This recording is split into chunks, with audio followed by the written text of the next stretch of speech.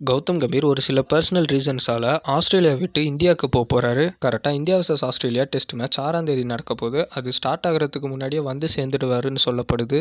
November 28 England vs New Zealand test match நடக்க போகுது. இந்த மேட்சுக்கான ட்ராஃபியை யூனிக்காக செஞ்சு அதை ஃபோட்டோ எடுத்து ஷேர் பண்ணியிருக்காங்க. ஃபர்ஸ்டெல்லாம் சிஎஸ்கே டீமில் ஒரு தமிழ்நாட்டு பிளேயர்ஸ் கூட இருக்க மாட்டாங்க. ஆனால் இப்போ இருக்கிற சிஎஸ்கேல 4 தமிழ்நாட்டு பிளேயர்ஸ் இருக்காங்க.